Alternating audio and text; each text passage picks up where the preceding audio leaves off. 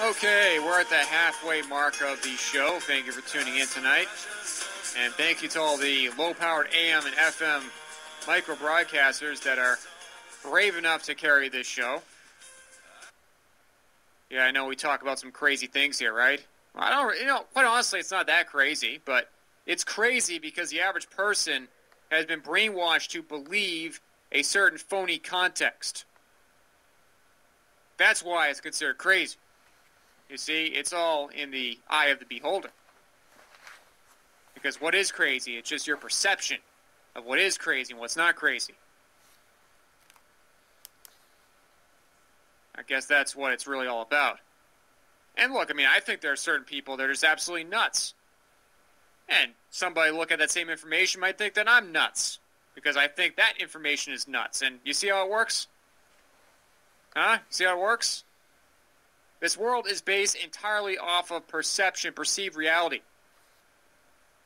And quite honestly, what the establishment is most concerned about are people who are able to articulate a certain world view and do it well that goes against their agenda. So that's why they go out of their way paying these people millions upon millions of dollars that are effective communicators at promoting all their propaganda to ensure their agenda continues. And that's why they pay close attention to the realm of alternative research and alternative radio, because they certainly don't want somebody who is articulate conveying a message that hurts their particular agenda. They do not want that. That is a dangerous notion. Because if you can convince a large number of people that there is a certain amount of validity to your point of view, you can do some serious damage. Because they know that most of this war that's going on right now is psychological, mental, intellectual, and spiritual. It's not about who's got the most guns and who's got the most weapons and who can kill more effectively. No. It's about who can more effectively reach people through the power of the spoken and written word. That's the battlefield that we are faced with today.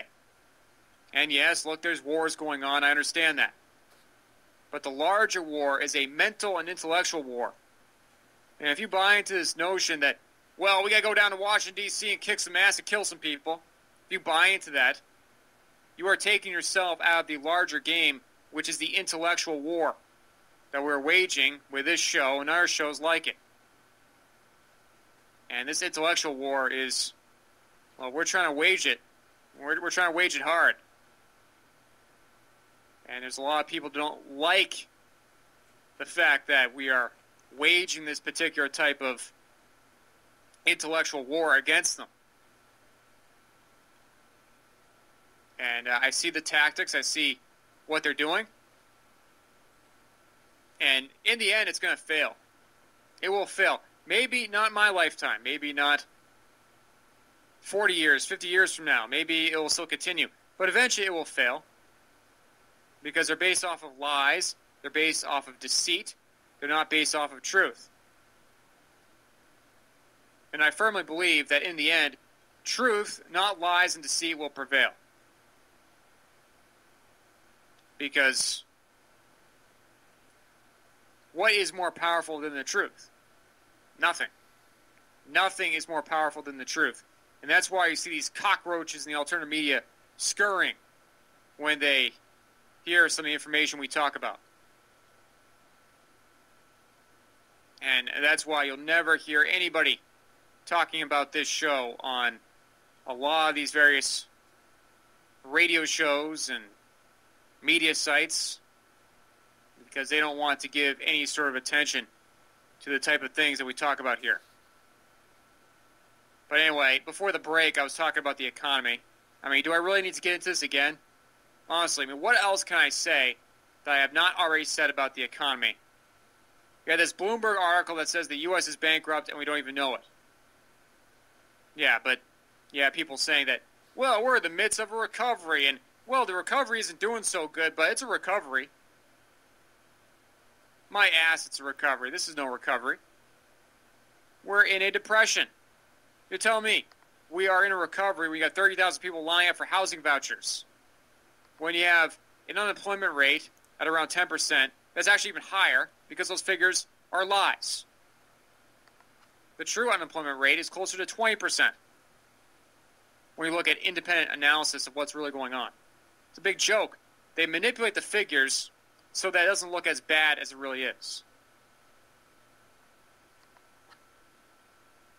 Oh, but meanwhile, all these big multinational corporations, they're raking in all these profits, but somehow they're not hiring anybody. Why is that? Because this is exactly what they want.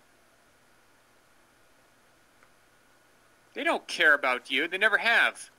Do you really think that people like Joe Lieberman and Joe Biden and Barack Obama and Dick Armey and all these other people that you see that are part of these political groups or in government, do you think these people actually care about you?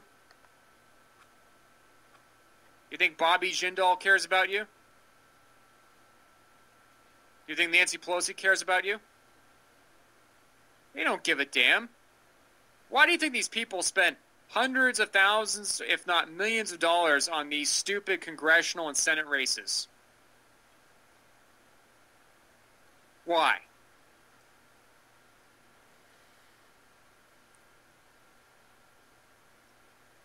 Do you think they just want to help people?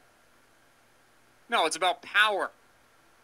You see, I mean, you got somebody like Linda McMahon running for the Senate in Connecticut, and she's prepared to spend millions of dollars on a job that pays what?